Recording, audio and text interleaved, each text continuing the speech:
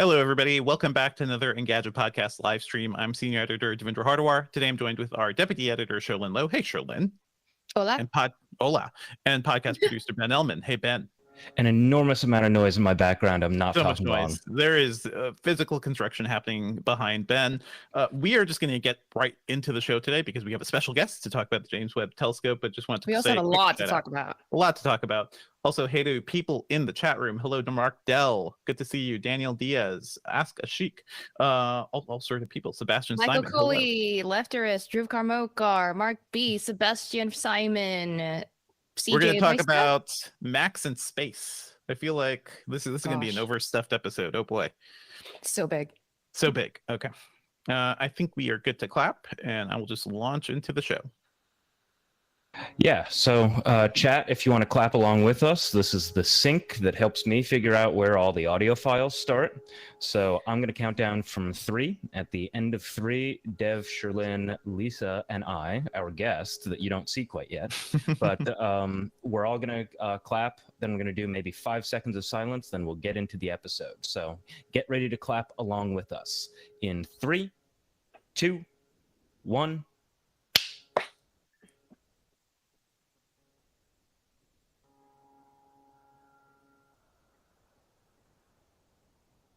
And we're ready. Cool. All right, folks. If you're new to the show, just so you know, we're going to be recording our live audio podcast. We will chat with you in between segments, and there should be some time for Q&A. But yeah, sit tight, folks. And if you drop questions into the chat, Ben will be keeping an eye on things too. And we can, if it's a good question or good topic, we can bring it up into the show too. So just stay tuned for us. All right. Let's go in 3, 2, 1. What's up, Internet, and welcome back to the Engadget Podcast. I'm Senior Editor. Do that again. What's up, Internet, and welcome back to the Engadget Podcast. I'm Senior Editor Devendra Hardawar. I'm Deputy Editor Sherlyn Lowe. This week, Macs and space. So much. So much news. We've got so much news, folks. Apple's, that's true. Apple, Macs, and space. So many things.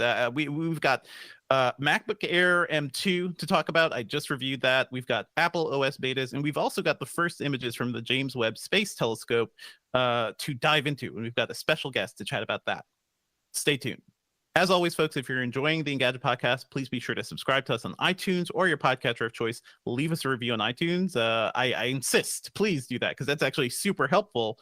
And also drop us an email at podcast@engadget.com. You can also join us Thursdays, typically around 10 a.m. Eastern, on our YouTube channel for a live broadcast of the show. You can ask questions. We'll have some Q&A. It's always a fun time. Let's go into this section. So enough Apple news, everybody. I wanted to talk about the first images we've gotten from the James Webb Space Telescope. This is the, massive telescope, the infrared telescope that's out there orbiting 1 million miles from Earth, I believe. Mm-hmm. We talked about it several months ago when it launched. And joining us today to dive into this thing and these images that we've gotten from it is Lisa Grossman, astronomy writer at Science News. Hey, Lisa. Hi, I'm really happy to be here. Happy to have you. I'm always happy to talk about space too, because it seems like, we're so Earth focused with our gadgets sometimes. I'm always looking down at my hands. I want to look up into the sky, and I feel like big space announcements are always a fun thing, especially when it is everybody, it is a national event. It's an international event. Everybody's thinking about these things and thinking about our place in the universe. So we've gotten the first 5 images from the James Webb Space Telescope this week. Lisa, could you talk about, first of all, what did we learn from these images? What are we seeing? And how significant are they, do you think? They're incredibly significant. So this telescope, this huge gadget in space is, as you said, it's an international effort, and it's been in the works for decades. The first idea for this telescope as a successor to the Hubble Space Telescope was proposed in the 80s, and then it's taken many, many years to literally get it off the ground. There were delays, there were budget issues, and so it finally launched on Christmas Day, and then it had to take 6 months to get ready to actually take data. And it's too big to have launched all at once, so it was all folded up inside the rocket, and then it had to unfold itself like origami or like a flower opening up. And then they had to it has this special mirror that's 6.5 meters wide, and it's made up of 18 hexagonal segments. They all had to line up so that they were perfectly smooth together so they could act as a single mirror. And because it's so big and because it's so far away from Earth and it's in this special spot, and also because it sees an infrared light, it has this really unique view of the universe that shows us things that we have never seen before. So some of these are the deepest, furthest away objects whose light is reaching us from 13.3 billion light years away, or from 13.3 billion years ago. Right. The universe is only 13.8 billion years old. So that is definitely the farthest back we've seen. And it's getting pretty close to when galaxies began to become galaxies. I'd recommend our listeners go back and listen to our episode like when James Webb launched, because we dove into a lot of the specifics there too. But yeah, thank you for that primer, Lisa. That's super helpful. Can you first of all, we got 5 images. Can you quickly like jot down just what are we seeing? What are the differences in the data like we've gotten so far? Yeah, so this well, right now up on the screen, you're seeing Stephan's quintet, which is a set of interacting galaxies. There's 4 of those galaxies are actually in kind of a gravitational dance. They're merging and swooshing past each other, and their gas and stars are messing each other up with all their gravity, pulling each other apart. And actually the 5th galaxy, it's the kind of bright spirally one. It's a little bit bluer than the others. Just happens to kind of be in the same spot in the sky. It's closer to Earth than the other 4. And this one is the Southern Ring Nebula, which is a expanding cloud of gas and dust that's fleeing from a dying star. And something that we could see in these images that we hadn't seen before is that there's 2 stars in the center of that image. In the one that's kind of red in the middle, you can see 2 stars right in the center of it. One of them is a white dwarf star. And that's the one that died and sloughed off all this stuff that makes this like swimming pool with the tendrils all around the edges of it. And the other one is a star that's less far along in its evolution. So I think it's not dead yet. Astronomers thought that was a binary system, but now we can actually see both stars. Huh. That's interesting. There was, I think that image too brought a lot of comparisons to Hubble. You know, that kind of became the meme. Like, look at the difference between Hubble and James Webb. So I love when nerdy space stuff just becomes kind of in the zeitgeist too. I grew up on Hubble images. I feel like we all did.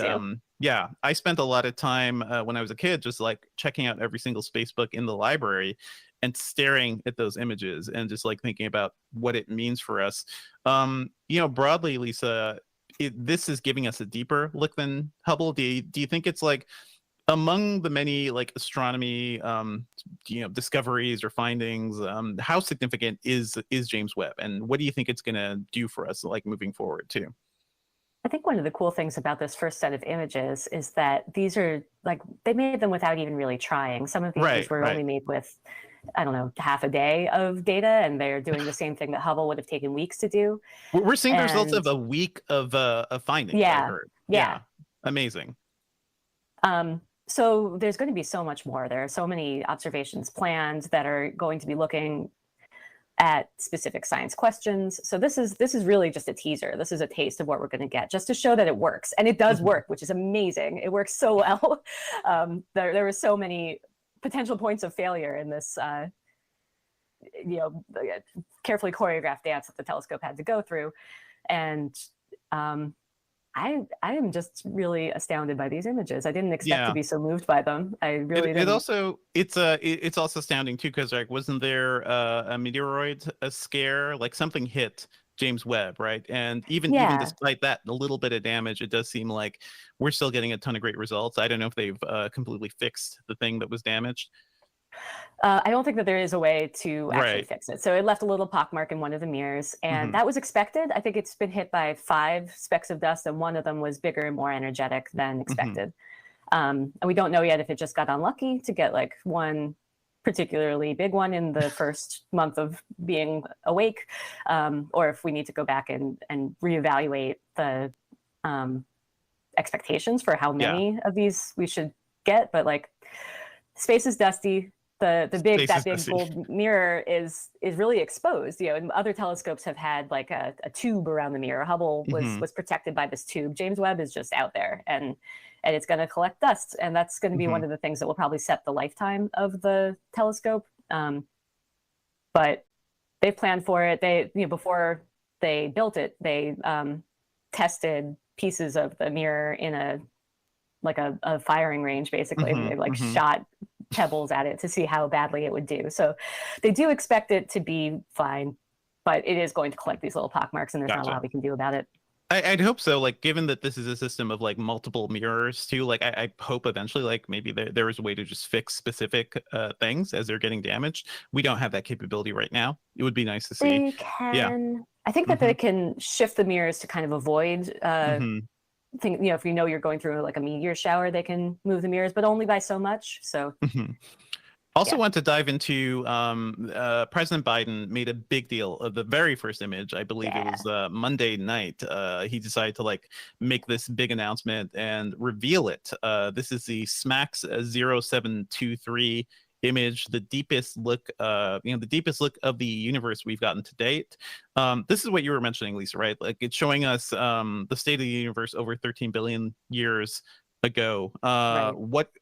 First of all, what was your first reaction seeing this? Because I think for a lot of people, they're like, oh yeah, a lot of stars, a lot of galaxies. What's the big deal, right?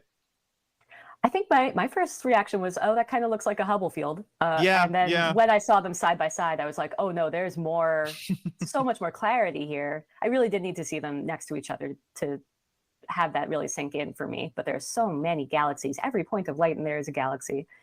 And there's a lot, just so much sharpness to it, and the ability to zoom in and see all this structure in the early universe is amazing. And the way that the 2001 thing, right? It's like, my God, it's full of stars. It's full of stars. Yeah, it's full of galaxies. And the way that this was produced, so the SMAX 0723 cluster is actually only 4.5 billion light years from Earth, and it's acting as a lens, acting as like a second telescope. So the light from galaxies even further away is getting bent around the mass from that galaxy cluster on its way to Earth. And you can kind of see this in the image too, right? Like, it is curved, it is like streaking, kind of wild too. So can you just, like, it's hard to do with audio and with words, but can you give us a sense, like, how does a galaxy help us like get a deeper look into the universe? So this was a thing that was predicted by Albert Einstein with general relativity, that matter tells light how to move, or matter tells space how to shape, and then the shape of space tells light how to move. So as light travels through the universe, as it hits kind of an obstacle, it sort of bends around it, kind of like a marble going around. There's things in the Science Museum where the marble kind of swirls into the hole. It's sort of like that. So the light is being bent in the same way that light is bent as it travels through a lens, like through my glasses, to get more focused as on its way to my eyes. So the telescope is the James Webb Space Telescope itself is getting a lot of light, and then the presence of this galaxy cluster that it's looking through is bending the light even more. And you can see this in the images with the really distant, some of these really faint reddish looking galaxies look like they're kind of stretched. They look like big, long taffy slugs. So those are the ones that are like the most distant. And the fact that they look like that is showing that gravitational lensing effect. It's kind of wild that you can see it. It's sort of like if you have a big digital camera or something, or a big camera, and you can see like lens distortion too around the edges. That's kind of the effect we're seeing here. What was your first reaction seeing this, Lisa? Just because this is kind of like mind-blowing. This is an image that really puts your own place in the universe in perspective. I think, like, I kind of spent a long while just staring at this, thinking deeply, and thinking like I did as a kid staring at those Hubble images. Like, there's a lot to think about here. Yeah, there's a lot of it is a good perspective setter on everything that I think matters so much in my day to day. Is like, these galaxies don't care. I have always been interested in extraterrestrial life, and I feel like, I mean, these are all too far away. If anyone lives there, they're not seeing us. They're seeing maybe the sun as it's being born. The galaxies in this cluster their light comes to us from as old as the sun is. So no one there is going to say hello, but it feels like someone must be there. There must be some other life out there to something. It's sort of like up all that space, right? Yeah. Is the extreme version of also like digging through fossils and finding dinosaurs, right? Like we're finding the fossils of the universe. Yeah, fossil galaxies. There was one result was like the spectrometer reading of an exoplanet, which spectrum of an exoplanet. Yes, it is kind of fascinating. So we don't get a look at it, right? Like there's an image going around that is kind of like a render of what that planet could be, but we kind of knew it had water before. It's also a super fast planet, right? It's huge, and it's going around its star like over once every 3 days or so. 3.5 days, yeah. Insane. Just you're on a ride on that planet. But we learned that there's a lot of water, and also there are clouds. What are the significance of that? Like water vapor clouds on this planet. Water vapor clouds. So yeah, earlier looks at this planet had seen that they thought it was a really cloudless sky, and that was part of why they chose this planet as the target for the first James Webb spectrum of an exoplanet. So a spectrum is you can split up light into many different wavelengths. So the star emits light in a range of wavelengths, and then as that light filters through the atmosphere of the planet, the molecules in the planet's atmosphere absorb some of that light. So that's what we're seeing is the starlight as it's being changed by the planet passing in front of it. And that tells us what is present in the planet's atmosphere. And some features of the way that shows up can tell you if there are just molecules hanging out or if they're condensed in things like clouds or haze. So they thought this was a really clear skied planet, and that would be easy to look at. But it turns out with Webb's sensitivity and just the way that it can detect the infrared wavelengths from these molecules, we could see that there are actually some clouds in this planet. I don't really know what that means for the existence of this planet. I think that's going to be a subject of future research where they figure out, okay, how did those clouds form? Why couldn't we see them before? How low or high in the atmosphere are they? And what does that mean? So again, this is just, it's putting the telescope through its paces. It's showing off. It's showing what we can do. That's super cool. I mean, also speaking of exoplanets, like that is also a thing in our lifetimes. Like I think when I was a kid, we didn't know about exoplanets. I do remember asking my science teacher in like 5th or 6th grade, like, are there planets outside our solar system? And they basically shrugged and was like, I don't know. We don't know. And then a couple of years later, we got our first, like in the mid 90s, we got our first hits of like, oh yes, we have confirmed exoplanets. And now we know they're probably as many planets. There are many countless planets out there along with the galaxies out there, and now we finally have a way to like look at some of them specifically, rather than just like charting a shadow crossing a star. So we've made a lot of progress there too. You said you were interested in extraterrestrial life, Lisa. Like I certainly am too. Like I want to know, like, certainly what do you think it'll take for us to find like signs of not necessarily intelligent life, but just, we could find signs that these planets have life on them, right? Using the spectrum readings in the future. Yes. If there are signs to be found in the planets that James Webb is going to look at, it will be able to see them probably. So this is a really good step towards, I don't want to overstate it, but like this is a very big step towards being able to say, yes, there's life or not. No, it can't tell us if there's not life, but if there is life that is seeable, if we're lucky in how strong the signals are, and if we look at the right places, I think Webb is sensitive enough that it could see it. I guess the right word is that there was life wherever we end up looking, at that time too. So it's a whole like hard thing to talk about too, right? That's an important thing to note, that the planets that we're looking at are all within our own galaxy. Okay. So those are not billions of light years away. Those are like maybe hundreds of light years away, or tens, or 4, or That is something. Sherlyn, you've been very quiet. I just want to know, do you have any questions before we wrap? I mean, I've been waiting for this segment to find out more about the pictures, really. I mean, first of all, they're much more colorized than you would expect space to be. So that's something that I think we were talking about, Lisa, before the show, where these images don't just look like that. The space doesn't just look like that. These were processed by NASA, right? Yeah, and especially with these images in infrared light, our eyes can't see infrared light. It's longer wavelengths than what our eyes can see. So if you were there, next to, this is the Carina Nebula on the screen right now, you couldn't see most of this. Like this would not look like this. And when the images come to there's people at the Space Telescope Science Institute in Baltimore whose entire job is processing the images and making them look pretty, but also preserving the scientific content in them. So they get grayscale black and white images, and then they have to say, okay, we have different filters that get different wavelengths of light. Let's make the shortest ones blue, the longest ones red, pick some stuff in between, and choose the different balances that make it pop like this, that tell you what is happening in these images, but also make it gorgeous. Yeah, I mean, and that's a good point, right? Because like Devendra was telling us before we started recording, it's already his wallpaper. I feel like a lot of people have seen these pictures and oh, that's my new, Windows 97 wallpaper. And yeah, people are fascinated by these. I mean, obviously for me, the most astounding moment was just that picture where you were like, those are galaxies. Those, like, I was like, those dots, that many of them, those are all galaxies. That's a lot. All galaxies. And it's ridiculous and it's wild. And I was just...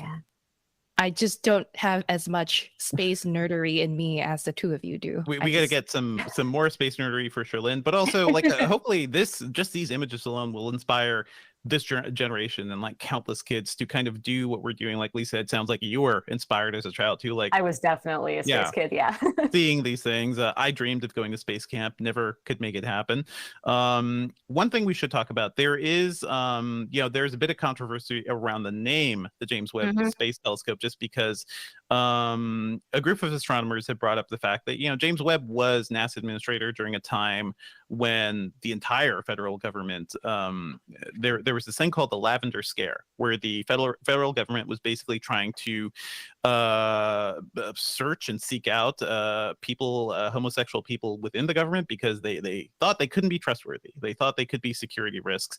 It is not a great time for America, and we don't know the full extent of Webb's involvement in that, but he was the head of NASA at that point, and that just means he kind of knew what was happening. NASA. It's actually slightly worse than that. He was the head of NASA. He was the head of the state, or he was number 2 in the State Department during the Lavender Scare in the 50s. So it is not very plausible that he didn't at least know this was going on. Yeah. Not great. A group of astronomers formed the Just Space Alliance to talk about this. They made a documentary that you can watch on YouTube. It's called Behind the Name James Webb Telescope. Oh man, they should have had a better title for that to really get people to understand the controversy there. But they these folks have brought up to NASA like, hey, we should change this, and NASA's response so far has just been, nah, we're not going to change this. We're not even going to discuss it. Lisa, from what you're seeing, is this something you think NASA would ever consider changing or having a greater dialogue about this? I hope they have a greater dialogue. I think there's been a really disappointing lack of transparency about the efforts that they've made to figure out what reasons there are to change the name. They did a study and they supposedly wrote a report. They have not made that report public. They just sent out basically an email saying NASA administrator said it's fine, and that's all. That's it. There have been some Freedom of Information Act requests. Alex Witze at Nature has done some great reporting on this, where she uncovered internal emails and documents within NASA, because NASA emails are public record because it's a federal agency. So we've seen some of the discussions of how it went back and forth within NASA, how they decided to make this kind of non-announcement. And there were some archives that were closed due to the pandemic that are open now. So there is more research happening, but I just really wish that they would tell us more what the rationale is, because it really seems like the rationale is we don't want to. we don't want to think about it. That makes the LGBT astronomers and these people who have been calling for the name to be changed just feel ignored and feel totally dismissed.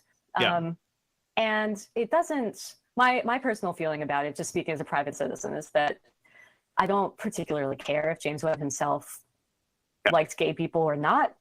There's a big gap between honoring somebody. We only have this is a once in a lifetime telescope. Who do you want to have their stamp on it? Exactly. We were just talking about how We hope that this inspires kids coming up. What about the queer kids who are going to, or the people who are in astronomy right now, who are going to have this telescope's name on their careers forever, and there are going to be parts of the sky named after this telescope, like the Hubble Deep Field. There'll be the Webb Deep Field, and every time this comes up, I don't know. I hate to think of queer kids in the future Googling this and being like, wow, amazing space. Oh, and he didn't like gay people. Oh no. Yeah. So I think that is a compelling reason to at least reconsider. I feel like the government in general has to think about like a lot of what they stood for during the 50s and 60s, and it wasn't great. It was not a great time. Lisa, thank you so much for joining us. I know you have to head out soon. Is there anything else you want to add about James Webb, or like what you're looking forward to seeing? Because we're going to keep seeing discoveries, right? They can just pump these things out now moving forward. They are still they've already taken more data. They're putting the data out to the community, to the entire world. You can, this data belongs to everybody because it's a publicly funded telescope. You can download it if you have these skills and play with it yourself. They put a lot of it up on their archive just today on Thursday, and yeah, scientists are so excited. I am so excited. I'm going to write about this stuff for the next 20 years. It's going to be great. I'm looking forward to talking about this forever. Lisa Grossman, thank you so much for joining us. Where can we find your work on the internet these days? So I'm the astronomy reporter at Science News. So you can go to sciencenews.org, and you can also find me at AstroLisa on Twitter. Thank you so much. Thank you. Okay, go ahead and pause your recording and just drop that file as a wave to Ben, however you can, on a Google Drive or whatever. Yeah. Okay. I can hear you again, Dev, the feedback. Yeah. Maybe it's actually, I didn't hear it while Lisa was talking, so I think maybe it's just Ben. It might be Ben. Okay. Oh yeah, you're wearing those open mics. Yeah. Oh well. The open headphones. Yeah. Okay. Yeah, I turned my headphones down. So thanks for being on the show, Lisa. We want to let you go as soon as possible because I know you have something else to get to. So that was a great chat. Thanks you so much. Thanks, Lisa. Really fun. Thanks so much. All right. Have a good one. Bye. We're going to move on to our MacBook and Apple Beta Talk. Can get you out of your shell, Sherlyn. Don't worry. We will get a lot of don't worry, I'm not worried. Okay. Got a lot to talk about for so the betas, much. Don't worry. Yeah. Okay, I'm going to reset. Also, lots of good comments in the chat while we were talking about space. Mark Dell said something hilarious. He was like, have these pictures found where Elon Musk parked his Tesla or something? I was just like, what? Yes. Yeah, I banked that one too. Out there floating through space. You know, that thing's going to hit an alien ship one day and we'll just like, that will start an intergalactic war. All of this stuff reminded me of, partly I didn't want to like add too much to the conversation because I know Lisa had limited amount of time. I want to let her talk as much as possible. But reminded me of the book that I just finished reading, Andy Weir's Project's Hail Mary. So good. Okay. It's such a great space story. I mean, I'm glad Andy Weir is getting people thinking about space, but reading his work. Oh man. Why? I liked Project Hail Mary. It was so good. Yeah. You didn't like it? The Martian's a great movie, guys. It is a good movie. It's a good thing he exists for the Martian movie. Yeah. I hope they make Project Hail Mary into this movie too. Yeah. All right. I think we can get going. Thank you, chat. I'm ready. Thanks when for you're the ready. Stuff. Okay. Actually, just one more thing to mention. So their user CJ by Steps said the photo and the photo in this context is the SMAX 0723 photo. They said that the photo was made with just 12 and a half hours exposure. Webb is a technological monster, which means we're going to see so much. Yeah, we're going to see so much because the average exposure time for space telescopes can be like, you can just point something at a spot for days and just keep on collecting light. For Hubble, it was weeks. It took weeks of exposure to get images from Hubble. So it's so dark out there. You would definitely it's pretty dark. The fact that it was just 12 hours is amazing. And so if they spend a week like pointing it at a certain patch of space, the images are just going to be crazy. All right, let's go. Let's do Apple stuff, and we've got a bunch of news, folks. So just sit tight, and we'll have some Q&A in a bit. Let's move on to our first big Apple topic of the week, the MacBook Air M2. The newest one was just, reviews are out. My review is up as of the morning of this recording. I basically spent this entire week just like sitting and thinking about Apple stuff. So that is, I wish that was more fun. I wish the time crunch wasn't so bad. But hey, MacBook Air reviews are out. I really like this one. If you guys, I see you call it near perfect again, Devendra. This is, I mean, I haven't used near perfect before, but I have used like, the close to perfect for the XPS 13s.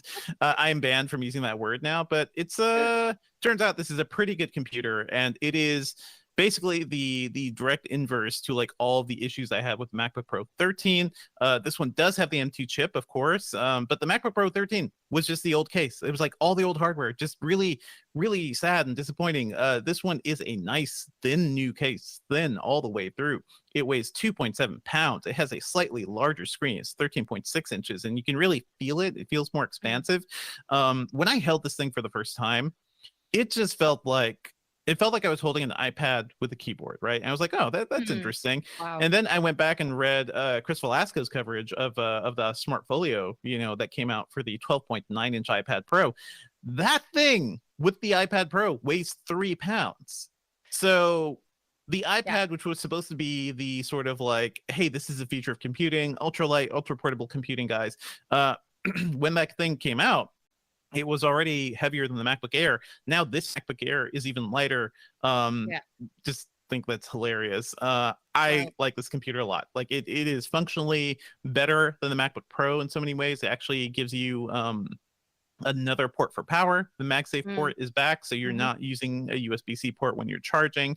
Has a 1080p webcam, which is fine. It's not as good as like I think we've seen some PCs. It's just really nice all around. It feels so good. I feel like holding this computer is like, my God, I'm holding the future in my hands in a way that like the first MacBook Air I bought in like 2011, 2012 did. What do you played a little bit with this, Sherlyn? Like, what are you thinking about this computer?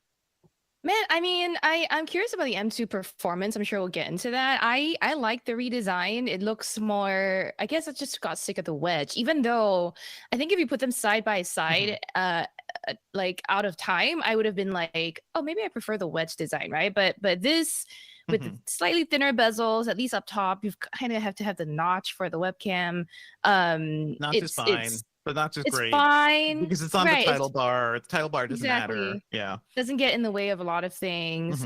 It looks fine. Like in terms of design, I think it's fine. I wish the USB-C ports were like one on either side as opposed to like both on the same side. Agreed. Yeah, I'm glad you agree. Yeah, no, I totally agree because it's I've talked to Apple about this and they were like basically the way the main board is constructed, it would have to be longer to bring USB-C to the other side and it would be less efficient. This is one of the like smallest motherboards Apple says that they've ever made. The volume of this machine is about 20% less than the old MacBook Air, and it is like at the thickest point. The old Air was actually thinner, like when the wedge goes really, really low, like towards the top. But overall, this is like thinner overall. There is no big hump. It just feels more balanced. It feels like the difference between holding, like a really nicely made chef's knife or something and holding something that is like from Walmart. Just like really clunky and kludgy. So it is weird to say that about the MacBook Air because I've liked the MacBook Air for so long, but this one is just so much better. It's a great computer. Everybody asking me about computer buying advice. If you're buying a Mac, just get this one. Ignore the 13-inch entirely. We were going to talk about performance. It's faster. For the most part, it is just as fast as the MacBook Pro 13-inch. It's the same M2 chip. Through games, I ran the Shadow of the Tomb Raider benchmark. Like it hit 30 FPS with medium settings and 1080p. Playable, totally fine. Geekbench, all the other benchmarks like show the same basic level of performance. So it's going to be fast, especially for like, things you're doing really quickly. The only place where I saw a little bit of slowdown compared to the MacBook Pro 13-inch was the multi-threaded test in Cinebench R21. And Cinebench is like, it is a heavy duty, it's a heavy duty benchmark that's sort of like you're actually, crunching a lot of data, like you're encoding a video or doing something really hardcore. And this computer does get warm and it doesn't have a fan. So if it does get warm, then it kind of throttles down the CPU a little to kind of like, keep hidden. And that's just something you'll just have to deal with, like I don't think most people will be doing hardcore video editing for very long with this computer. Air anyway. Yeah, on the MacBook Air, you still could. It'd just be a little slower than the MacBook Pro 13-inch. And if you really do want to do that stuff, then don't get the 13-inch. Like, just save up. Look at the MacBook Pro 14-inch. That is going to be a much better computer for you guys. But for everybody else, like for 95% of people, this is like the Mac to get. It is a perfect little ultra portable. I love everything about it. Great screen. Like, it has better speakers. It has a quad speaker setup. Like, I was gonna say. Yeah, they did everything right, except there is no ProMotion, of course, because that is more reserved for like MacBook Pros and the beefier MacBook Pros. But once Apple gets that in, because everybody wants to get like higher refresh rates into their laptop soon, this will actually be perfect, but I can't use that in headlines anymore, unfortunately. It's just done. This is my last one. I waged this war against the word perfect in your headlines. I will admit, I'm the one that's like, what is Devindra say perfect all the time? I'm sorry, I have creative headlines, Sherlyn. Wow. Perfect, so creative. I have feelings and excitement about things. Well, what have you been testing? What was your headline for iOS 16's beta, Sherlyn? Fun. It was fun, useful, and I forget my last adjective for it. I picked 3, but a fun, useful, and promising update. Oh, it's promising. So exciting. So exciting, Sherlyn. At least it's another keyword. What did you think about the iOS 16 beta? Oh, we're going into that now? Okay. Yeah. No, so the beta dropped on, I believe, Monday, and all the betas dropped actually Monday. You did a macOS Ventura preview. I did the iOS 16 and watchOS 9 preview. So the iOS 16 beta preview, I was just like, whoa. I mean, this is only my second year really taking over the Apple reins from Chris Velasco. May he rest in peace. And he didn't die. He went to another place. He went over he's dead to us now. Yeah. Metaphorically, he's dead in my mind. But he so I just, I'm used to Android betas being like incredibly buggy. So a lot of features are not there, that sort of stuff. But I mean, you're just used to Android being incredibly buggy too. So like, let alone the betas. I mean, gaslit so hard. No, I'm kidding. So the iOS beta was, again, just surprisingly all the features that you'd expect were there, right? The new lock screen is there. You can already, futz around, create new iScreens, tie them to focus modes, put new widgets around the clock, change the clock typeface. The notifications come up from the bottom now, and they kind of tuck away when you're not looking at them. I did discover a few bugs here and there that I flagged to Apple, and they're like, oh, thanks for letting us know. So basically, I'm beta testing this for all of you to make sure that things work.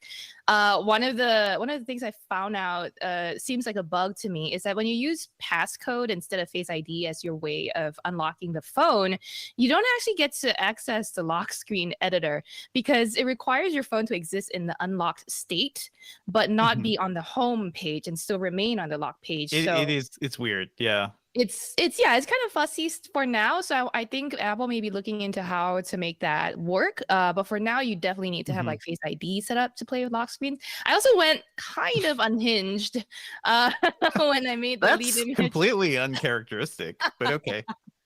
Oh yeah, no, never. I'm such a hinged person normally. No, I started playing with this feature called Visual Lookup, where it's the one where if you long press on a picture, the subject highlights and it gets cut out. You can paste it somewhere else. So I was playing around with it. Oh man, so much fun. There's a video coming. Y'all should watch the video. I just keep pasting pictures of Brian, our video producer, to everyone. You've got a lot of attractive photos of Brian, like his model shots in your preview. Yes. Good job. Good way to highlight Brian. I've been playing around with this too. This is nice. Another thing I've noticed, like I have the iPhone 13 Pro, and it seems like there are more animations throughout. So whenever you're doing anything, like selecting a little bit of text, popping up holding down button, popping up a menu, it's a little more vibrant. It's a little more alive. Like there's just more animation going on. That's probably not a good thing for older phones. I don't know if they're going to like slow it down or you kind of scale it back. But for the newer phones, especially if you have ProMotion, it is just smooth. It is just more alive in many ways. The lock screen thing is really cool. I really dig it. I'm not a fan of the font they're using for I don't like the fonts at all. Yeah. They need to like change some of that. Options. Yeah. They're all like I picked the least offensive one to me. It's just like this thin sans serif kind of. Yeah, it's kind of okay. I do like the way like the clock will hide, like it acts as like an image layer, so it can like hide behind photos too. Like it is really slick how they're doing some of this. Yeah. Yeah, and people who have used the Apple Watch will find it all very familiar. I mean, portrait faces for a watch have existed. You can always have that effect of the subject of your image kind of hover in front of the time on your wallpaper on your screen. I'll get to watchOS in a little bit because there's still so much more to talk about on iOS 16. This is also like the challenge in putting this preview together was that like everything Apple said would be there was there, and that's like everything from the big changes like lock screen and visual lookup, or even like a messages undo, send, and edit, which again we'll get to in a bit. There was like they redesigned maps, the weather app looks new, like just little things, and those like interface changes you mentioned, Devendra, too. So I couldn't get into all of it. I was like hoping to use the podcast to talk about more of it, but there is like iCloud photo sharing, family sharing, that there's I did so much. Yeah, so much. But let's get into messages a little bit, right? Like we've been waiting, I guess if you're in the iMessage world, waiting for edit and undo send options. I would just say like testing this was fun, but I don't know how much I'm going to use it in the real world because you have like a 15-minute window to be able to undo your message or edit it, and then afterwards you can't. So like this isn't here for like shady purposes. This is really like if you made a mistake, you want to like not bother people with too many pings, and do it in a moment. But if you're like, and you do it like in line, like right in the actual message, which is pretty slick. I kind of like that. Yeah. For now, though, those who are on iOS 15, because this is still the public beta of iOS 16, those who are still on iOS 15 will get an additional message saying you edited it's more annoying because I was trying it with some friends. It's sort of like what happens to some Android users when like if you put an emoji on a message or something reaction. Like they're treating old iOS people like Android people, and that is that's just harsh in Apple. I enjoy it. I am enjoying that. I literally wrote that line in my preview where I was like, just like how Android people would see you when you react to their messages with emoji. It was great. Messages also, it's not just messages, the whole system has a new dictation experience that's very similar to what you get with Android on the Pixel 6. You can like dictate and have your message being transcribed while the keyboard is still open now. So instead of changing into like a waveform animation, the QWERTY keyboard stays around, and you can edit words as you're narrating or dictating. So that's nice.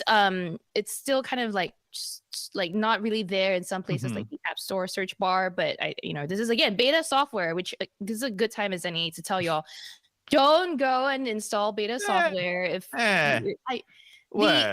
my phone's already been like acting up a little bit because I just keep like I had to do screen recordings for our video that's gonna come up soon, and already like there's so many bugs while I was recording. My phone was running super hot, the phone I was testing it on, so you might encounter it's early software. It's early software. I will say the public beta, which most people have access to now, is basically the third developer beta. So like you're not very early on. Like the first and second developer betas are usually the harsh ones, and you should just never touch them. The public beta is like, if you can live with a little bit of bugginess, like it's been fine for me so far. But be careful, folks.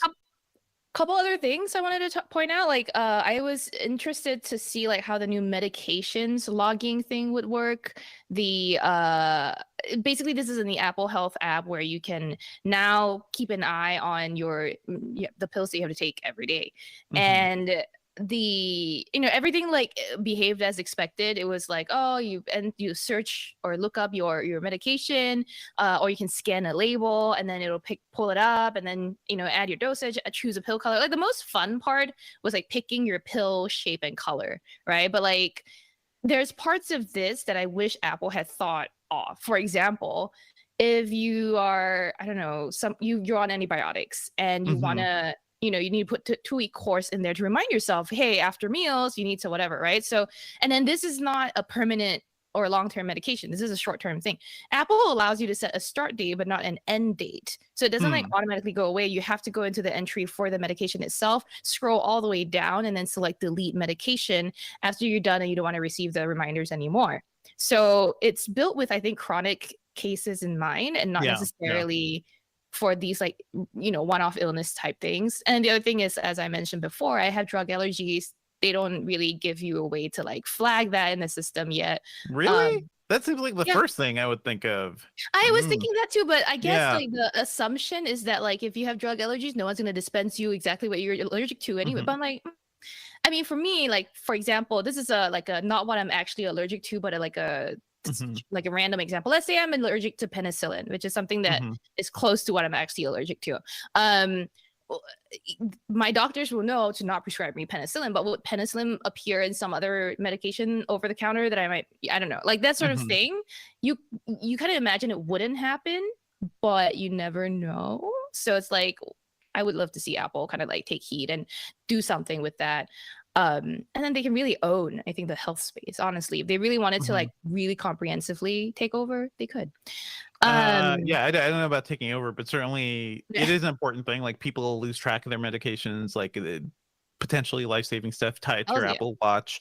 What I would love is actually like an Apple like pill box or something, like something to actually make it all fully connected. That'd be something. Because I know people there are some, they're not great. They're kind of annoying. But that would be like the perfect way to like get it all going together. Is there anything else you want to mention about iPadOS or iOS? Because we got so much stuff. I know. No. I think again, like I said, there's a lot more coming. I tried out the new live captions accessibility feature. It's cool. That's cool. Yeah. The implementation is really good compared to the version on Android. But I'll get into that in a little bit. I also want to try out door detection in the visual lookup or the assistive tech feature, as well as sound recognition. But I didn't get around to testing those yet. There's some good accessibility updates here that I want to look at. Yeah. I the live captions, I think, for a lot of people, also especially because so many people are just like watching Netflix with captions now too. Like it is like the new standard when you're seeing video. You kind of want to have like a little bit of assistance there. That is super useful. I want to quickly just talk about Ventura, macOS Ventura. I tested that, and the main thing here is Stage Manager, and this is the point where I will tell you all that I have been using macOS 10 OS X since it came out in 2001. And ever since that day, I have hated the dock. I hate the dock. It's annoying. The Mac dock is bad when it comes to Windows management. If you wanted to get like, here's my example. You have like several Safari windows open. You're running in another app. You want to get back to a specific window. How do you do that in the dock? You have to click the dock. You have to like option click the dock, hit a little drop down menu like a freaking like a loser, a drop down menu, and then you get to your window. It's like 3 or 4 clicks. Windows XP was ugly as sin compared to macOS 10, but it's the title bar right there.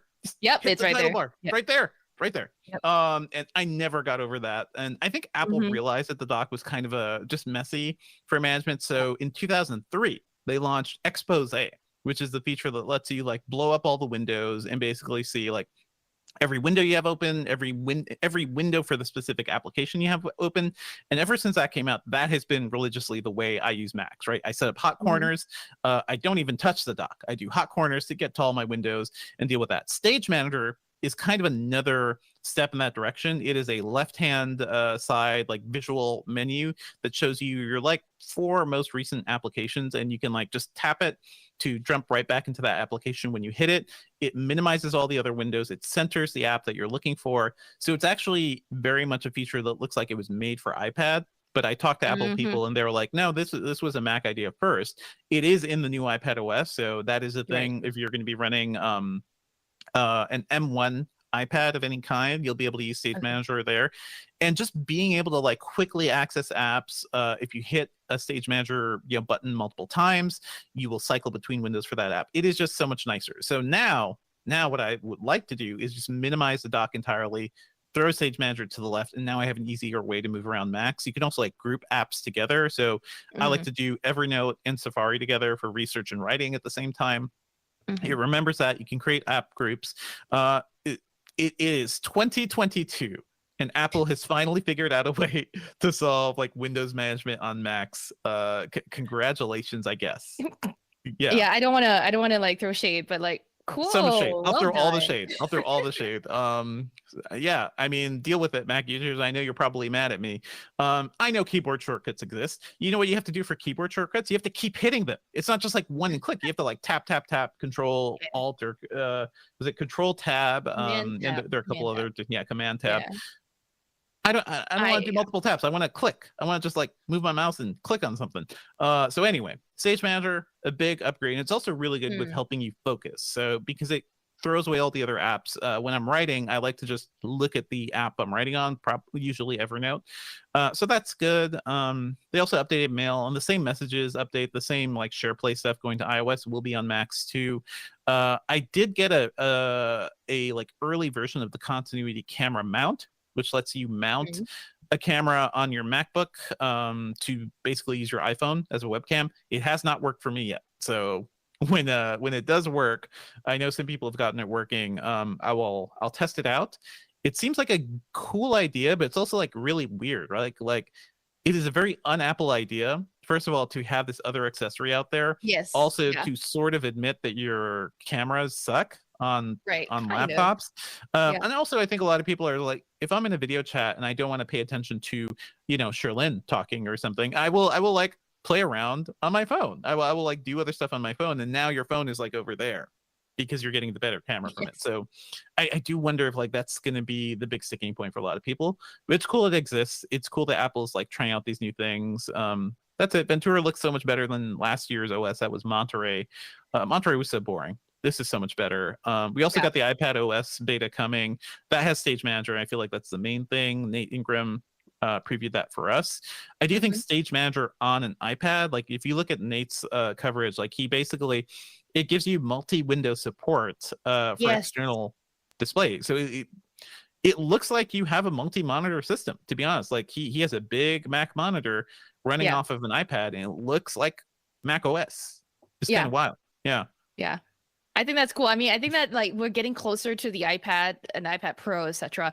Getting closer to really becoming that like laptop wannabe status. Sure. Except it's heavier than the MacBook Air. It does not make sense. They're gonna make a better type cover. They're gonna make a better like folio. We're gonna get there. We'll see. I don't know, because like to do the folio covers, you have to have like the hinge. You have to have the mechanisms to hold the iPad there. So like it is never, the iPad will never be as like self-contained as like a MacBook Air could be. It's just funny. I'm sure like I feel like the Mac design teams and the iPad design teams are just like having like a little food fight. Like, look at what we did, guys. Deal with it. iPad. You think you're so thin, iPad?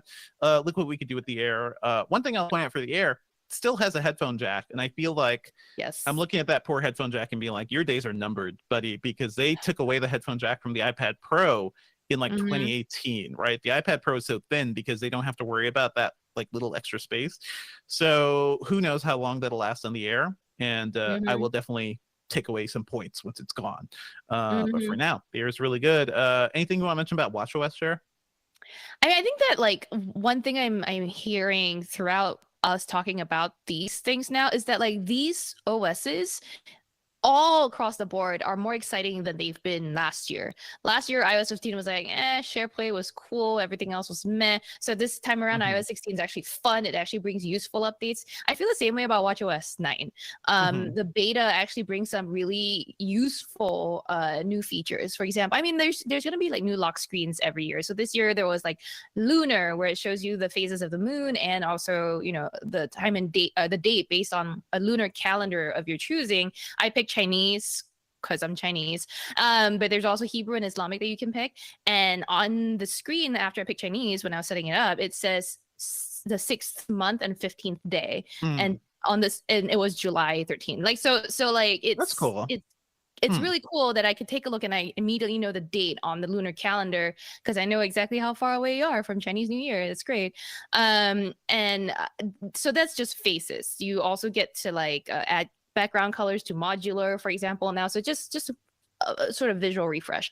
But then when it comes to the functionality, workouts just got like a huge upgrade from watchOS 9. And yeah, I've been like a little too much into working out, but I really like that now with the cardio zone screen on any workout you track, you can see what heart rate zone you're in. Like Apple lists or depicts it as like a scale from 1 to 5. And then as you're working out, it would change over to like zone 1, zone 2, zone 3. Horizontally, it changes. It'll show you your actual beats per minute. There's other screens that Apple added to the workout app too, like the activity rings progress view, where I'm like, I don't care about my activity rings while I'm working out. I don't care if I'm taking enough steps while I'm like doing this workout. All right. But that's to me the most useless screen, but the cardio zone screen is nice. And then if you're a runner, you'll get a lot more like running form metrics. You get like vertical oscillation, all of that stuff.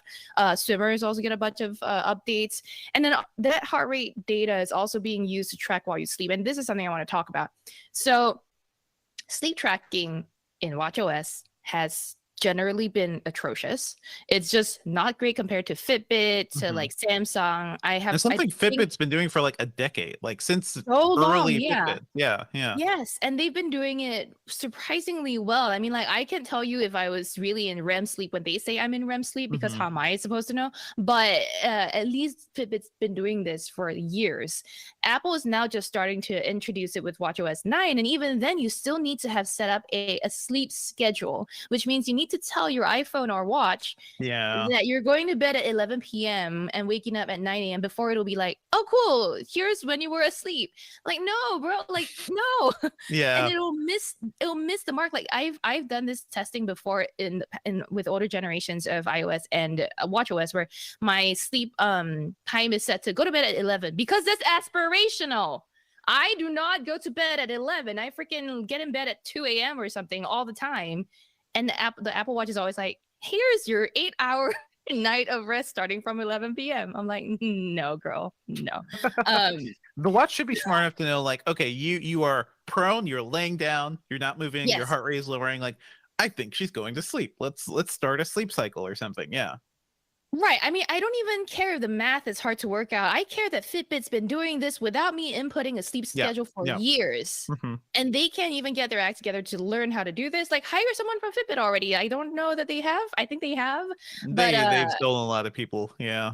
Exactly. So it's like, how can you not have figured anyway? Maybe there's a better answer there that I don't know that Apple has. But anyway, watchOS has some good stuff in the workouts app. There's some redesigned apps, some new lock screens. If you've had medication set up on the iOS 16 beta, medications also works on watchOS 9. But yeah, no, I haven't tested the sleep tracking on watchOS 9 just yet. Because I'm still kind of fuming about sleep tracking in general. But I'm so also mad. I feel like this year's should be a pretty good Apple Watch updates too. So, like, was it last year we got a slightly bigger screen, but I feel like more hardware, more sensors will probably come this year. And one thing I've been thinking about is, like, I feel like, especially post-COVID too, having all this heart rate monitoring and health monitoring is super useful. Like, something I noticed after I recovered from COVID is, like, my resting heart rate kind of increased by 10 beats. I'm like, oh, what's going on there? Wow. There may be things, especially as people are dealing with long COVID and other like chronic illnesses maybe resulting from having it. Like, there may be things that we should be looking out for, and maybe a really smart watch with more sensors can help us kind of deal with that. So it's something I've been thinking about. Yeah.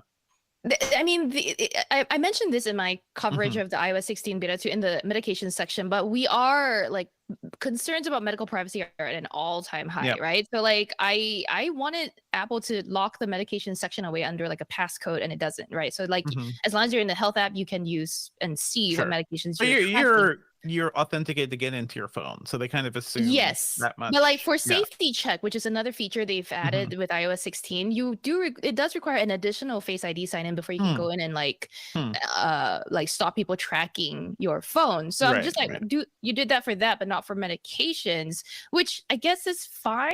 I don't know. No one, if you take the Plan B type of pill, you only do it once, so you're not going to track it all the time, I guess. But with more sensors, like you're saying, on a device that could do more testing, I mean, I know that Apple takes your privacy more seriously than most, but I'm just like, it makes me feel iffy sometimes.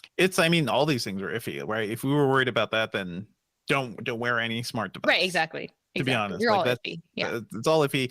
I feel like maybe Fitbit or other ones that are just exercise are a little more centralized because it's not touching all your smartphone stuff, but we shall see. Okay, those are just the betas we're talking about, folks. So it's not even the full releases yet. There are going to be more features coming when these things are released in the fall, and we'll be talking about all those.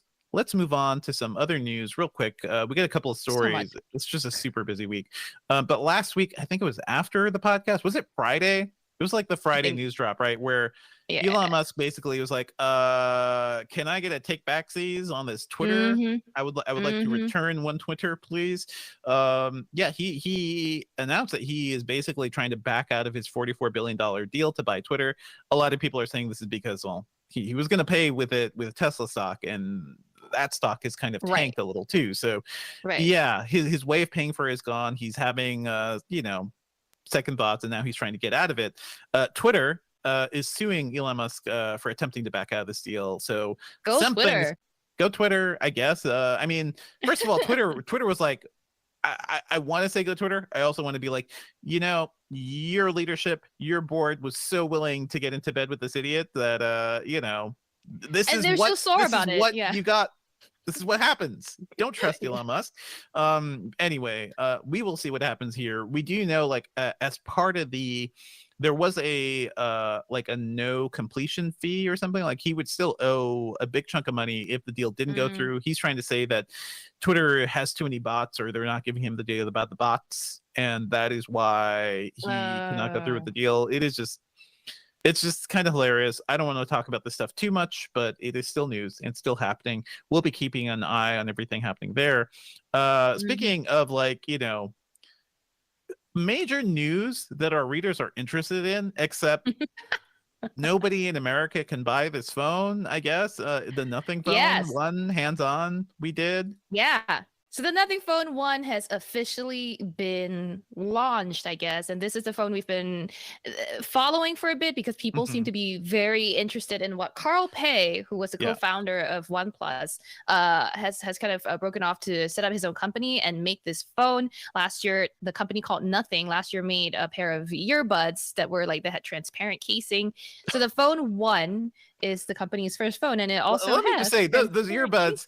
People were going crazy, like, oh my God, transparent earbuds. We have never seen this before. And I thought the entire internet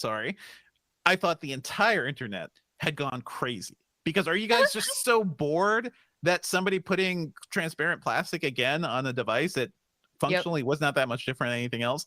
That's exciting to you? And again, the same thing's happening with this phone. And it has LED lights on the back. That's kind of cool. I just noticed that the LED lights on the Nothing Phone basically make an apple shape. It's the Apple logo. So it's sort of the Apple. There's a lot of little things hidden away in this, right? There's the Apple logo. There's a little elephant at the bottom right of the case. It looks like. Right. But let's kind of tell y'all more about this phone. It's not going to be available in the US. So the cost of it is actually in pounds. It's 399 pounds, which is about $476, which makes it more of a mid-range phone, right? So we're not going to expect flagship level specs here. It's a dual cam thing as opposed to triple camera. It has LEDs on the back, so that makes it all better. You're paying for those LEDs, bruh. So speaking of those LEDs, the transparent case is part of the reason for that is all the lights that can shine through from underneath from inside the phone. And those lights aren't just there to be pretty. They also have some kind of there's a language that apparently Nothing has called it the glyph interface. Please give me more pretentious sounding words, but glyph, GLYPH, it does some things, like you can assign light patterns to some of your contacts. You can do different tab notifications. And I was like, when Devendra calls me, I want to go into a fit. I want to you want to go into immediate do not disturb mode. Yeah, I just want to flash red. Just tell me never pick up my phone if Devendra texts me. Or there's also a light on the back that if you are recording video, it will turn red. So people on the other side of your phone would know that you're recording video, which I'm just No thanks. I take so many shady videos in general. I do not need people to know. You're actually the reason why they came up with this. This needs to be a new standard of just like, hey, alert. There need to be red lights. To be honest, it is a weird thing that smartphones can just shoot video without like any alerts, because video cameras forever have had like the recording lights, and that's been a way for you to know that, hey, you're being recorded, and we've just kind of entered a culture without that. Yeah. It's funny because when Snapchat launched its spectacles for the first time, everyone was like, no. How are people going to know people are going to record us? I'm like, they're holding their phones up, like that. But when you hold your phone up, like, then you're like, okay, somebody's doing something. It's quite obvious, they're recording. Right. But yeah, for glasses, I guess you also need that. The Google Glass also had the red light and made you look like the Borg. That was fun. Anything else you want to mention about this phone? Yeah, I mean, for $476, this thing has a 6.5-inch OLED screen that gets up to 120 hertz, which like, okay, they didn't want to, they sort of like scrooged a little bit on the Snapdragon 778 chip, even though it's a custom chip that should be better than the other, the more generic 778 chip. But there is a high res and, I'm not sure about the high res, but it's a high end screen here. Like, it's a screen that Apple won't even put on the iPhone 13 yet. So yeah. There you go. Can the lights, I see Matt Smith had mentioned this in his preview. Are the lights sort of like a little bit of a ring light too when you're taking videos? Like, could you give you a little bit of light? Yeah. The issue is that it's on the back of the phone. It's on the back. So I guess if you're shooting someone else, it could be the a little bit of a ring light, and it doesn't seem like the range is that great. But yeah, you could have some. Yeah. I mean, a real TikTok pro, Sherlyn, would know that you use the rear cameras, and you just like, you just kind of know where you center your phone. I'm looking at my face all the time. Yeah, I'm just looking you at my gotta face. do that. Can this run on American networks? Like, if you imported it, will it work on cellular bands? We hear not that I can tell. I mean, I think you can probably get some form of 4G. You probably wouldn't get all the bands. You probably wouldn't get 5G. I'm not sure yet, actually. But I'll double check. Yeah. That I feel like this is a cool thing that people may want to import. I could also see like, music artists. Yeah, just to have like the clout of being like, oh, you have a phone that doesn't look like anything else that's on the market in the US. That's kind of special. Yeah, seems cool. I'll make a phone case. You know what? I have a phone case that has a ring light on it. I'm good, y'all. You're good. Or like a bendable ring light that'll pop up for the front camera too. That would be nice. Briefly, we also want to mention that Peloton says that they're going to give up on building their own products, something they started doing 3 years ago. That doesn't mean they're not going to have Peloton devices anymore. Like the bike and the tread, they're still going to exist, but they're going to be made by other companies. I know you've become like a fitness fiend, Sherlyn. Like, how do you feel about this? Is this just like a sign of Peloton getting too big for its britches, basically? Yeah, I mean, I don't really know the reason they're moving over to third-party manufacturing. Their business has gotten kind of messy because of the pandemic. So yeah, exactly. Given all the issues they've had in the past with like recalls and like killing kids and that sort of thing, and killing Chris Noth, they I think this is just another like intriguing development for me in the whole Peloton trying to make more devices saga. So we'll see. That's cool. Also, it's been Prime Day this week. Have you? I bought so much crap. You've got so much crap. We've got a lot of deals over in Engadget. Valentina Palatino has been doing a great job of like collecting some of those. I've seen some good stuff out there. I also feel like I have too much crap in my life, and the only thing I get from these sales is baby gear. So I've gotten a bunch of that. What have you gotten, Sherlyn?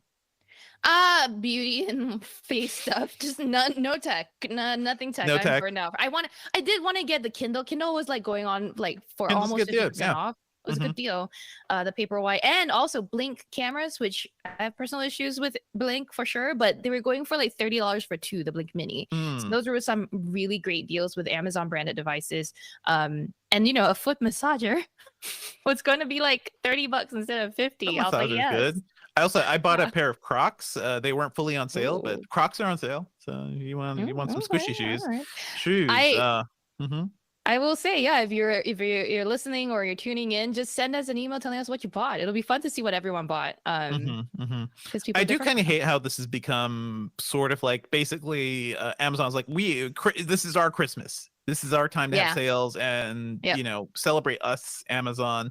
It is a weird thing, but there's some good stuff out there. So I also like that companies like companies like Walmart and some other like retailers were also like, oh, I'm gonna jump in on this, and then you can buy like stuff that's not from Amazon, just in case you hate Amazon but you still want to buy cheap shit. For sure. Everybody has to compete. I do appreciate that. I am a big deal hound, so I do like a good deal whenever I can find it. But yeah, we did have some listener email. We got a really interesting letter from somebody. Do you want to read that, Sherlyn? Yeah, so we have we got an email last week from a person that didn't want to be named. They'd rather remain anonymous, and it was about, I'm not going to read it all verbatim, but basically this person who explained that their preferred pronoun is he or him received a company-wide email saying that there was going to be a bonus later on in the month, and the company in question is Lowe's, by the way. This person works for Lowe's, or they say they work for Lowe's. And then afterwards, they found out that this email about a bonus was actually a phishing test. So really, I mean, look, Devindra and I were talking about this. Phishing tests are not new. You know, a lot of companies run them on their employees just to make sure. But they are annoying. They are very annoying. Very annoying. To explain for people who don't know what's going on here, a lot of companies, especially right now, IT departments are worried about security, and they're worried about people getting hacked. So what they do is they send out these little like sneaky little tests, like just they pretend to phish you in a message, and then if you click it, you get an alert saying, "Hey, we gotcha," and then IT can come at you and be like, "You fell for this," and it's a whole thing. They don't actually steal your data, but it is a thing to show how vulnerable you are, and maybe they could rope you into more training or something. The ethics of doing that kind of debatable. I'm not sure if that's the best way to teach people, but okay. This just saying, hey, maybe you'll get extra money. And Lowe's is not the only company to do this. I've seen reports of this. It's been going on for like the past year. Yeah. I do want to say that we wanted to mention this on the episode too, because we want to acknowledge that this is a very insensitive means of testing your employees. Like, you find any other use case. Don't say you're giving them money and then say, haha, gotcha. Like, no, it's not cool. And to quote this listener, many Lowe's associates, myself included, feel it's deeply upsetting in a downturn economy that they would send us a fake bonus email. And they sent pictures of the email, and they also sent a link to a Reddit thread. So this is, it's happening. It's happening at a lot of big companies. Just don't do it, okay? If you're a big company and you're like, hey, I'm gonna trick my employees by giving them good news that would make most employees happy, and then telling them, psych, no, enjoy inflation, peace. It's just cool. Super cool. And I've used to work in an IT department. I kind of know how it is. Like, some of these things just happen, and I'm sure the people up top, HR at Lowe's, like, not everybody is aware of what's going to be tested, but I do think ethically, people, especially IT people, got to think a little harder about how you're like manipulating the hearts and minds of the people you're supposed to be supporting. Agreed. It's not a good way to teach them. But anyway, I really enjoyed this email. I want to have more email from listeners. Thanks. So, yes, please send us more of your emails for sure. Podcast.engadget.com. Let's move on to what we've been working on. God, I've just been doing all the Apple stuff. I've been basically writing nonstop like a crazy person since Sunday. And only now do I have a time to like take a little break and talk on the mic instead. I will be writing up the story I mentioned before about AT&T's emergency response technology. There's some really cool stuff there that I want to get to before I leave for paternity leave again in August. Sherlyn, what are you working on? Like you, I was writing all weekend until yesterday for iOS and watchOS. And then I have been reviewing something that I can't talk about yet. And then finally, I am still working on this story that I've been doing on behind the scenes that I can't tell you all about, but I'm excited to get it up. Cool. I see you're dropping in titles. I am dropping just one more thing that we'll talk about in... We've already talked about this one, but go ahead. Did we? I did when you were out. Oh, yeah. Well, I don't even remember this. Okay. I saw a press preview, bro. Oh yeah, you saw the press preview. I don't even remember talking about that. But okay. Did you just talk about Sing 2? Yeah. I didn't yet. Not yet. So okay, we can talk about that. Let's move on to that. Okay. Yes. Let's move on to our pop culture picks. What do you got for me this week? Actually, I'm not too surprised. I see what you wrote down here. This is very much a Sherlyn pick. Yeah. I've been watching Sing 2 on repeat. So first of all, I know Illumination Studios has a whole other movie out that's driving people crazy. All right, y'all. We don't talk about that. You. Yeah, I don't. Yeah, I'm not. Okay, great, because I don't watch Minions. Anyway, but this from the same studios, Sing 2 has been on Netflix for a bit, and basically the sequel to original Sing movie, which is about like a group of animals that put on this like singing show at this theater. The sequel is they take their show on the road to Vegas, basically, and I just look the plot. Oh my god, it's thin. It is so thin. Is the music okay? Is it but fun? the music, the song choices are mostly really good. Some of the people can't sing, some of the people can't act, you know what I mean? But like the songs have been it's a big like U2 sort of like soundtrack. Really? I mean, yeah, it's Bono's in it. Bono is he voices what all the kids want. I know. I mean, look, I don't think this is really a kids movie, but I will say that it's supposed to be a kids movie. Yeah. Yes. I've been playing the soundtrack on repeat. I've been singing along to Scarlett Johansson does a couple of very great renditions of U2 songs. Taron Egerton is great as always. These two people, their storylines I liked. And then there were like a couple of storylines that were just very, very weak. I mean, I think they wasted Tori Kelly this time around. But who is that? Is that Tori Kelly? She's just like a really great singer, awesome voice. She plays Mina in the show, the elephant character. So I didn't know Taron Egerton is in this. I do want to say, like, I love that guy because he could just kind of do everything. He is funny, good acting guy. He's so talented. Probably in the running for being the next Wolverine too, which if they ever bring mutants back. And then I was reminded he did a movie with Hugh Jackman, the like skiing movie. So it's like it is really funny that they kind of have the same vibe. They're both like you know, kind of muscly guys that can do fun, silly things like singing and dancing too. Right, show tunes and stuff. Right, it's just funny. Anyway, shout out to Taron Egerton. I think he's pretty cool. Agreed. Reese Witherspoon is also in this. I'm not a fan of the singing she does in this one, but she did great on the first one. And then Matthew McConaughey obviously as the main, the leader of the group, Buster Moon. But anyway, again, like I was gonna say, don't go into this expecting like great plot, but it is like there are some storylines here that are genuinely moving. I like the storyline they're doing with Bono's character, which is about grief and overcoming grief, which is really touching. I cried like a baby at the end. So yeah. I enjoyed Sing 2. If you like music at all, I think you will too. Is this basically, because you'd mentioned Matthew McConaughey's in this as the leader? Is this basically Magic Mike with singing animals? I guess. Yeah, but but like the dancing is just not very different great. kind of a movie. Yeah. Very, very different. I wish I don't know. I don't wish. Have you seen Magic Mike XXL? Like a whole... Have you seen the second Magic all the Magic Mikes? It's come on. That's a fun movie. I want to quickly shout out. I had mentioned Chicken Birdie season 2 last week, but I didn't realize season 3 was coming so soon. Season 3 is on HBO Max right now. It's airing on Adult Swim. The first 2 episodes are up. Still good. I'm glad the show is going. I was really worried after Netflix canceled it. Really, like, also out of nowhere, because Netflix has had a lot of like bad cartoons before they started killing their animation. I'm not sure why they didn't like give this one more of a chance. But Chicken Birdie, still great, still very sweet, still very much relevant to being, you know, an adult, or especially like an adult in your 20s and 30s and trying to keep your life together. It is very much about that. Also want to shout out Thor: Love and Thunder, which I guess you saw an early preview, Sherlyn. Good for you. But it's I thought it was pretty good. I know it's not as innovative as Ragnarok, but what did you think, Sherlyn? Yeah, no. The thing that I couldn't say when I was talking about this on an earlier episode was that, like, in general, I watched it. Me and my friend watched it, and we walked out, and then we started talking about literally anything else but the movie. And afterwards, we were like, "Oh, didn't we just watch a movie?" So we were like, "Watch a movie."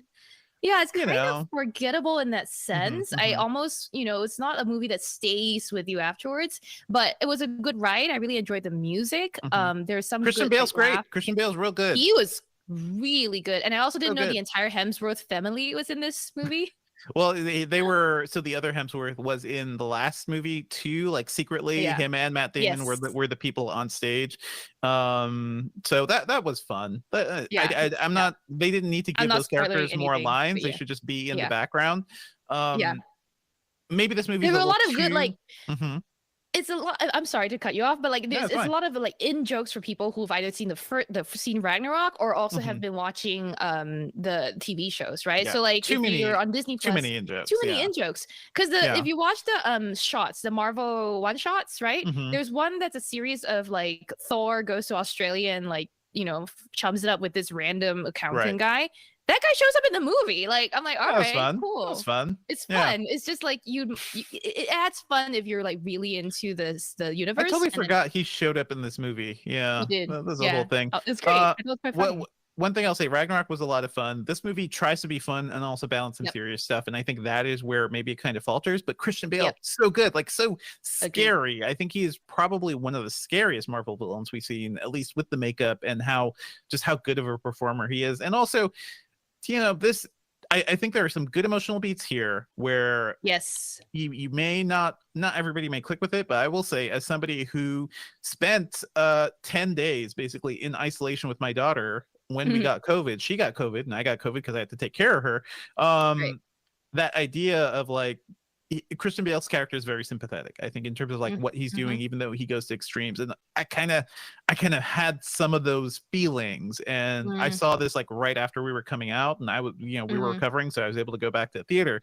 But I definitely had those feelings, and it just seems like really appropriate. I think there's a lot of kid stuff in this movie that is really interesting, and where it ends, I did tear up a little bit because I thought it was very, very sweet. There's a very sweet like conversation and setting that happens in the very final scene that mirrors something that I do every single morning, and it's very, very sweet. So I will say, it is one of those things. But I liked it. It is not as fun as Ragnarok, but so it goes. I think you can wrap now, Sherlyn, whenever you'd like. Well, that's it for the episode this week, everyone. Thank you as always for listening. Our theme music is by game composer Dale North. Our outro music is by our very own Terrence O'Brien. This podcast is produced by Ben Ellman. You can find Devindra online at Devindra on Twitter, and I chat about movies and TV at the Filmcast at thefilmcast.com. And actually, this week, I'm also guest hosting This Week in Tech for Leo Laporte. So tune in Sunday night at twit.tv. I'll be there too. If you want to send me videos of animals singing beautiful covers to songs, I'm at Sherlyn Lowe on Twitter. Email us your thoughts at podcast@engadget.com. Leave us a review, please, on iTunes, and subscribe on anything that gets podcasts. Okay, we're done. Excellent. Dense episode. Not too long. Episode, and also just like got it out like in one take, basically. Like everybody was on fire. Everybody did a good job. Chat, you did a good job too. Good job, chat. Yes, now we can reply to questions that came up, and I think I saw quite a few. Yes. So many questions. Woo Twit, thank you, Mark. Yeah, Twit is fun. Join us on the live chat for that if you're around Sunday night. Oh yeah, Twit does a good live chat.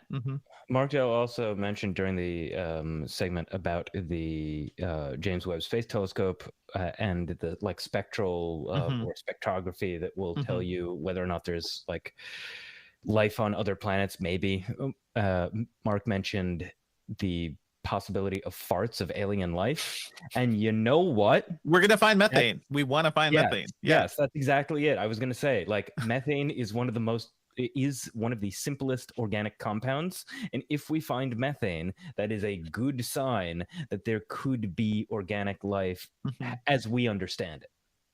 Woo! Looking back. We were just pointing that telescope looking for stinky planets, basically. Yeah, we're looking for stinky planets. We're looking for methane. Sort of got Devindra. Why? Okay, tell me why you don't want to read Andy Weir, because Project Hail Mary is all about this. It's all about like. It is. There's so many other better books about this. I read The Martian. It was totally fine. He's not as bad as the Ready Player One guy. In terms of like actual writing. Reading Andy Weir is like reading. I used to read a lot of like technical writing. Like he's just not a great writer. Not fun to read. But I do like when people actually was a technical writer. Yeah, he was a technical. That's why. So I totally see. Yeah. So no, I've heard this argument. Yeah.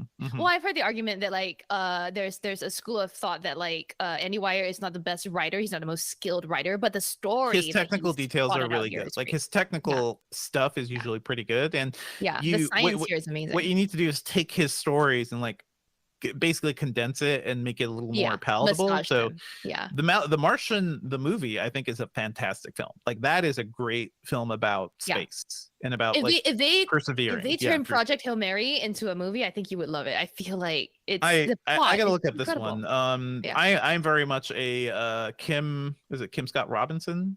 Okay. Yeah. But he has done a lot of science fiction stories about that, about like humans exploring other planets or traveling to other planets. So there's a lot that's been Kim Stanley Robinson. That's what I'm thinking. Yeah. I'm gonna step away for a minute. You guys, sure. I'm looking at the. I know that Mark had a lot of funny comments about your fiction of a Tesla starting a war. He wants to write that's that. To start a good book, you need a good first sentence, and that's really it. The shiny red car slammed into this ship, and all of humanity was threatened because of it. That would be pretty fun. I see people asking about the MacBook Air. We did just talk about the MacBook Air. You can rewind the stream, or you can subscribe to the podcast too, and you can get the full audio there. My review of the MacBook Air M2 is up on Engadget.com right now, so you can go check that out. Nice. We do have a video coming that is in the works, but we basically had very little time. My review unit was like delayed several days because of shipping delays, which was not fun. So I've been racing this week just to get this review out. I mean, yes, they didn't give you nearly enough time, really, I think, to put it through its full phases. I don't like doing it, but it's for Apple. It's kind of like you kind of have to deal with it and do it for Apple. But I was able to test enough to like say why it's great and why I really like it, and hopefully like nothing long term will pop up. But it's hard to tell with any computer for long term testing. I'm interested to see what people bought. Looks like so far I'm just still scrolling through all the messages. I don't see a lot of big questions. I think we've got people answering each other for us, which is great. Beta software, iPad. Yeah, people are just chiming in. But yeah, send us your questions now, man. I mean, like, we got time stock now. Just like there's so many deleted messages that there are also people on Twitter complaining about my MacBook Air review. I gave this thing a goddamn 96. What is that's really high. What is enough for you? God. What are they complaining about? No, they're like, LOL, I'm asking for promotion while saying it's more expensive. Yeah, those are facts. It's more expensive. And I want to see promotion. I actually would not mind as much if it was more expensive if there was promotion. I mean, would promotion ever come to this? And also, I think it could. I think it's going to be like standard eventually. Yeah. I wanted to bring this up during the podcast itself, but like the price of the MacBook Air as well, right? Like it's what, $200 more than it's a couple $100 more, than the M1. But I think even those are base spec differences, and then once you spec it up, then it's going to be a little more expensive. But looking at everything this M2 one is offering, unless you find an M1 that's like significantly discounted or something, like if you find an M1 under $1,000 with like good specs, like with 16 gigabytes of RAM and everything and a terabyte SSD, then that's a pretty good deal. But this M2, if you want a computer that will last you 4 or 5 years or so, like this is the one. It is kind of the dream ultra portable. I kind of want to like take it out and play with it now. Rob M, I think when we were talking about macOS Ventura and Stage Manager, asked if do you think this M1 exclusive feature is worth updating their Mac or iPad? You don't need to update your Mac for it. It will work on Intel Macs. Exactly. The older iPad chips don't support it, so you would have to run up to the iPad Air or the Pros with M1. If you have an older iPad and you're using it enough and you actually use your iPad for computing stuff, then I do think Stage Manager is a pretty big step forward. I don't know if I would say upgrade just for that, but it is a thing I would look forward to. If you're right now trying to choose an iPad, right, and you see an older refurbished one, and then you see these M1 models, and this is the reason to be like, okay, maybe just spend a little more, get the M1 that can be like a useful computer type of machine. Gotcha. Mark mentioned that he wears a Fitbit, Samsung, and Apple Watch to bed, and you find the sleep tracking better on the Apple Watch. First of all, what kind of monster are you? Because why are you wearing 3 wearables to bed? I kid. I think you mean like you've worn them at different times of your life, whatever. I mean, good for you. If the sleep tracking is better on the Apple Watch, either you're really sticking to your sleep schedule, I think, or maybe you've just worn it long enough that the watch knows from your patterns when to predict when you're going to bed. I'm a very unpredictable sleeper when it comes to schedule. I just go to bed whenever the hell I want. Sometimes I fall asleep on the couch. You just like collapse. I see your indicator on Slack. Sometimes really I'm like, what are you doing? Just go to bed. Just trolling. Just looking for attention in the worst places. No. I see Mark did confirm you wear 3 watches because you are in that case. So that's fun. I mean, we did some photos of V back in the day, like when we had several watches back in. See anything else going on? Any like really good studies on whether or not wearing multiple smartwatches like changes the observations of each other? I don't. There's whenever you test a smartwatch, you're not supposed to like wear them on the same wrist. You're also not. You also have your dominant and non-dominant wrist. The best way you can test is, I guess, to wear them on both wrists, but then not only for very specific. Are you asking for like Schrodinger's like smartwatch, Ben? Yeah, you want something that will change depending on how you observe it. Well, I mean, that would be fun. That would be everything changes depending on how you observe it. True. But like, there's also the question of like the capacitance of your skin and stuff like that. So if you have an electrode already on there, does that change something if you were to wear like 2 watches on the same arm? That's interesting. Yeah. Yeah. From what we've seen, it doesn't rely on that entirely.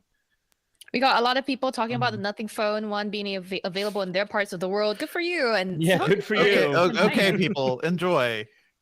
Yeah, they're like, oh yeah, we're gonna buy the rest of the phone is if Y, for example, said aside from the glyph, if the rest of the phone is good, I'm game. I'm like, all right, well, sure. You also know you can get a transparent case for your phone and just make it cool. Hey, if you can import it through Europe, and the euro is now pretty much equivalent with the US dollar, you get a pretty good deal. Get a pretty good deal on that.